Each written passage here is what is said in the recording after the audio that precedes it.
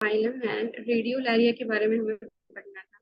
अब जो रेडियो होते हैं वो क्या होते हैं, वो डेलिकेट होते हैं, इंट्रिकेट होते हैं, साइमेट्रिकल इंटरस्केलेटन, मतलब कि उनके पास एक इंटरस्केलेटन होता है, मतलब एक स्केलेटन होता है, यू कैन से, जो कि उनकी बॉडी को एक प्रॉपर सिमेट्री में रखता है। वो बहुत ही डेलिकेट है, मतलब बिल्कुल सेंसिटिव टाइप में है, बहुत जल्दी टूटने का वो रहता है उनको। ठीक है।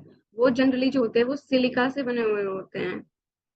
जो मोस्टली जो प्लैंकटॉन्स होते हैं, जैसे कि मेराइन वाटर के अंदर जो लेडियोलैरियंस होते हैं, उनके पास बॉडी जो है उनकी वो डिवाइडेड होती है सेंट्रल कैप्सूल के अंदर।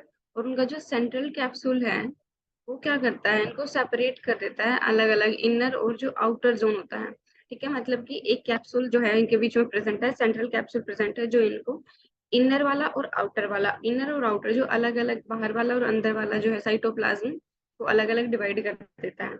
तो जो सेंट्रल कैप्सूल होता है उसके अंदर छोटे छोटे जो होते हैं वो पोर्स होते हैं। अब ये पोर्स क्या करेंगे, साइटोप्लाज्म जो है वो आउटर और इनर साइड दोनों साइड मूव कर सके। ठीक है, तो इस वजह से ये पोर्स उनकी हेल्प करते हैं। जो शूडोपोडिया रेडिएट्स होते हैं सेंट्रल बॉडी से, वो सपोर्टेड होते हैं एक्सियल रोड से, मतलब इसके अंदर जो एक्सियल रोड प्रेजेंट होती है वो सपोर्ट करती है शूडोपोडिया को। ये जो शूडोपोडिया राइज करते हैं इसीलिए इन्हें एक्सोपोडिया भी कहा जाता है। ठीक है, मतलब कि pseudopodia supported by axial rod, that's why named as axopodia. Radiolarian जब डाई हो जाते हैं तो उनका जो स्केलेटन होता है, ठीक है, वो क्या करता है, किसी जो मान लो वो सी के अंदर थे या किसी भी वाटर बॉडी के अंदर थे, जैसे ही उनकी जो बॉडी है वो खत्म होती है तो उनका स्केलेटन जो है वो सी के फ्लोर पे जाता है। मतलब अगर यहाँ पे जो सी का फ्लोर है, यहाँ पे आके इनकी जो बॉडी है वो इकट्ठी हो जाती है और एक्यूमुलेट होके वो सी ऊस बना लेती हैं। ठीक है, देखो यहाँ पे जैसे इसने ये रेडियोलैरियंस के कुछ स्ट्रक्चर्स दिखाए हैं, और यहाँ पे ये देखो इसने क्या करा है, ये जो बॉडीज थी इनकी रेडियोलैरियंस की वो खत्म हो गई हैं।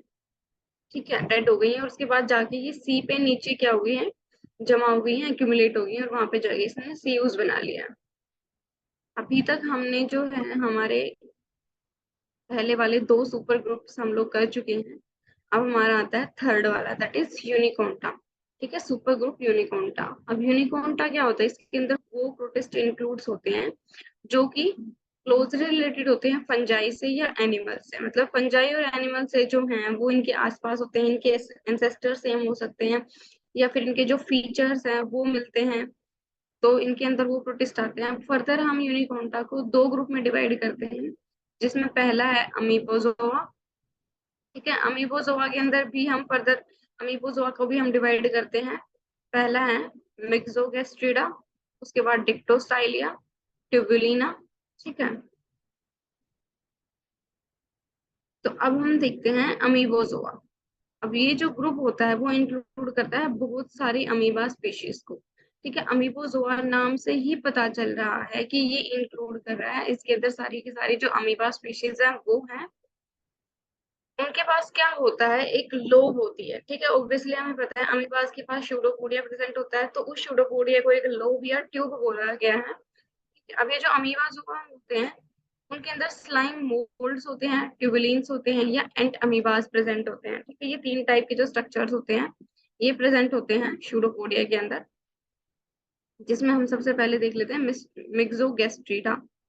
ये हमारा था सुपर ग्रुप। अब हम पढ़ रहे हैं अमीबोजोआ, हमने इसके अंदर है फाइलम, एंड देन अमीबोजोआ के अंडर है इसकी क्लास मिक्सोगेस्ट्रिडा। अब इस ग्रुप के अंदर क्या होता है, ये ग्रुप इंक्लूड करता है प्लाज्मोडियल स्लाइम मोड्स को। ठीक है, जो प्लाज्मोडियम है उसके अंदर प्रेजेंट होती है जो स्लाइम मोड्स, जो ग्रो करती हैं मास के फॉर्म में। The plasmodium which may be several centimetres in diameter which is not multi cellular, मतलब कि वो क्या है, वो मल्टी सेलुलर नहीं है लेकिन उसका कुछ डायमीटर है, मतलब थोड़ा बहुत वो साइज में बड़ा है। साइज बड़ा होने से यूं लगता है कि शायद कुछ सेल्स तो उसके अंदर इंक्लूड होंगी, पर ऐसा नहीं है, वो सिर्फ यूनिसेलुलर ही है। लेकिन इसमें इसकी सेल का जो बड़ा होने का एक रीजन ये भी है कि ये मल्टी न्यूक्लिएटेड है। ठीक है, मल्टी न्यूक्लिएटेड है, इसकी वजह से क्या है, इसके अंदर बहुत सारे वो प्रेजेंट होते हैं, अलग अलग टाइप के न्यूक्लियस प्रेजेंट होते हैं। ठीक है, अब ये जो है मिक्सोगेस्ट्रिडा है तो ये भी अमीबा की एक species. It feeds on the pseudopodia. Obviously वो अपना खाना जो है वो स्यूडोपोडिया की हेल्प से लेता है। जब भी उसे न्यूट्रिशन की लेक होती है तो वो क्या करता है, अपनी जो ग्रोथ है उसको स्टॉप कर देता है वहीं पे, और उसके बाद अपने अंदर से सेक्सुअल मतलब अपना सेक्सुअल प्रोडक्शन शुरू कर देता है, और अपने अंदर से जो उसके फ्रूटिंग बॉडीज हैं उनको रिलीज करना शुरू कर देता है। मिक्सोगेस्ट्रिडा समझ में आया? Yes ma'am. ठीक है। तो जो नेक्स्ट है वो है डिक्टोस्टाइलिडा। अब जो क्लास डिक्टोस्टाइलिडा होती है इसके अंदर क्या होता है, इसके अंदर भी अमीबा भी प्रेजेंट है, बट वो थोड़ा बहुत डिफर करते हैं एक दूसरे से। ठीक है। अब ये ग्रुप होता है, इसके अंदर भी सेलुलर स्लाइम मोल्ड्स प्रेजेंट होती हैं। फीड करते हैं ऑन द स्टेज जो कि individual functionally cell, but when nutrients are depleted the cells come together and form the slug like aggregates, जो कि एक यूनिट की तरह फंक्शन करते हैं। मतलब कि ये कह रहा है कि जब तक वो फंक्शनिंग स्टेज में होते हैं तब तक तो वो फीड करते रहते हैं। ठीक है। जैसे ही उनका जो न्यूट्रिशन है वो डिप्लीट होना शुरू हो जाता है, मतलब कि जैसे उन्हें खाना मिलना कम हो जाता है, ठीक है, तो जैसे उन्हें खाना मिलना कम होगा तो वो क्या हो गए, स्लज लाइक एग्रीगेट बना लेते हैं। मतलब सारे के सारे वो एक जगह इकट्ठा हो जाते हैं, एक मास बना लेते हैं। ठीक है। अब ये जो मास है वो क्या होगा, एक यूनिट बना ली इन्होंने इकट्ठे होके, but the cells are still separated by their individual cell membrane. देखो, सारे के सारे जो थे यहाँ पे, मान लो ये इकट्ठे हो गए, इन्होंने यहाँ पे तो एक मास बना लिया, लेकिन एक दूसरे से तो ये सेपरेटेड ही है ना। इनकी खुद की अलग अलग मेम्ब्रेन है, ऐसा नहीं है कि एक दूसरे के अंदर मिल गए हैं या इनकी मेम्ब्रेन्स खत्म हो गई हैं। मेम्ब्रेन्स अभी भी प्रेजेंट है, बस वो ऐसे हो ना कि एक दूसरे के साथ लग के बैठ गए हैं एक जगह पे, कैसा है। Ultimately the slug like aggregates form asexual fruiting bodies. अब उसके बाद क्या होगा, एज यूजुअल जैसे इन्हें खाना मिलना कम हो गया है तो ये अपनी ग्रोथ कम कर देंगे या फिर बंद कर देंगे, स्टॉप कर देंगे। उसके बाद एसेक्सुअली रिप्रोड्यूस करना शुरू कर देंगे और अपनी फ्रूटिंग बॉडीज को रिलीज कर देंगे। इसका जो सबसे बढ़िया एग्जाम्पल वो है वो डिक्टोस्टाइलियम डिस्कोडियम डिस्कोडियम है। ठीक है। ये एक कॉमन स्लाइम मोल्ड है जो कि as a model organism study करा जाता है। इनके एग्जाम्पल्स में थोड़ा तुम लोग ध्यान से देख लेना, क्योंकि नाम वाम अच्छे से याद होने चाहिए तुम्हें। उसके बाद आती है क्लास सी, दैट इज ट्यूबुलिना। ठीक है। इस ट्यूबुलिना के अंदर क्लास सी में क्या है, सॉरी हाँ, this group makes a large and varied group of amoebas that have lobes और ट्यूब शेप्ड pseudopodias। अभी तक हमने जो दो क्लासेस पढ़ी हैं उसमें भी अमीबा ही थी, बिकॉज हम अमीबास पढ़ रहे हैं।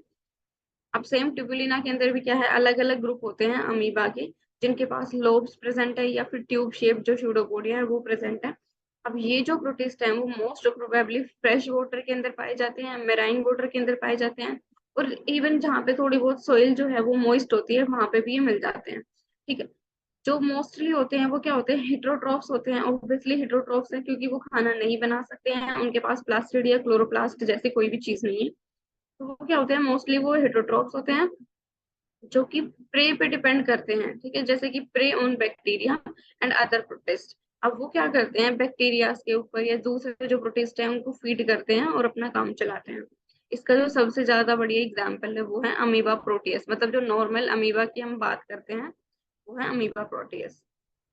आई थिंक इसकी नेक्स्ट स्लाइड ऐड करना, सॉरी गाइस मैं भूल गई हूँ।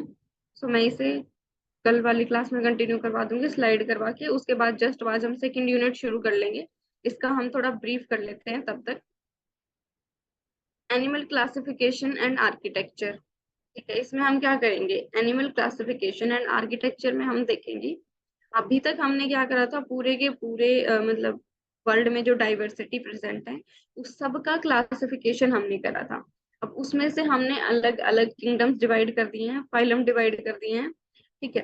तो अब हम क्या करेंगे, अब एनिमल्स वाला जो फाइलम हमने अलग डिवाइड करा है तो पहली बात हम उसकी क्लासिफिकेशन करेंगे कि एनिमल्स फर्दर किस तरह से डिवाइडेड है।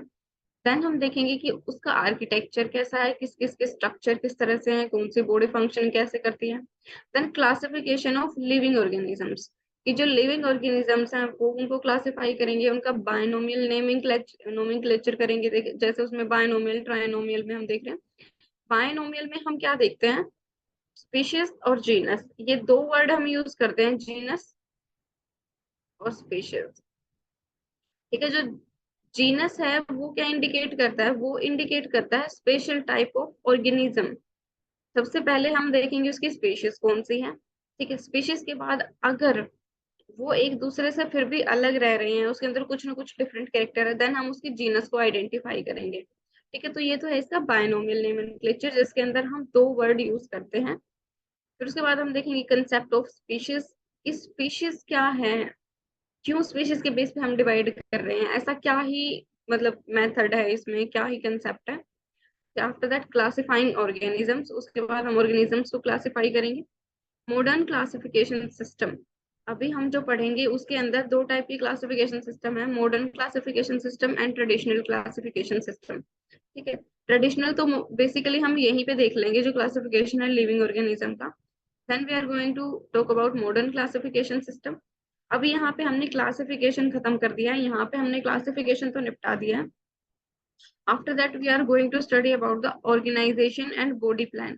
ठीक है, ऑर्गेनाइजेशन और बॉडी प्लान में हम देखेंगे कि किस ऑर्गेनिज्म के अंदर अलग अलग एनिमल्स की हम स्टडी कर रहे हैं, तो कौन सी बॉडी कहाँ, मतलब कौन सा बॉडी पार्ट कैसे प्रेजेंट है, कौन सी लेयर्स प्रेजेंट है, किस तरह से उसका डेवलपमेंट हो रहा है। देन उसकी सिमेट्री एंड सिविलाइजेशन। ठीक है, सिविलाइजेशन का मतलब आई थिंक जहां तक मुझे ध्यान आ रहा है मैंने बताया था, जिसमें कि डेवलपमेंट होता है हेड का, है ना। It is the development of head. Civilisation की बॉडी की किस साइड जो है हेड डेवलप होएगा। Then germ layer and body cavity, उसके बाद हम उसके अंदर कौन सी जर्म लेयर्स प्रेजेंट है, कौन सी बॉडी कैविटी प्रेजेंट है, वो करेंगे। डेवलपमेंट पैटर्न्स कहते हैं उसकी, उसकी सेगमेंटेशन कैसी है, कि ये हम देखेंगे। After that origin and diversification of metazoa. जो ओरिजिन और डाइवर्सिफिकेशन मतलब कि किस तरह से, कहाँ से उसका ओरिजिन हुआ था, कौन सी सेल्स थी, यूनिसेलुलर थे, मल्टी सेलुलर थे। फिर उसके बाद मेटाजोन्स का जो डाइवर्सिफिकेशन है हम वो करेंगे, उसकी फाइलोजेनी को पढ़ के, एनिमल्स की फाइलोजेनी को स्टडी करके। ठीक है।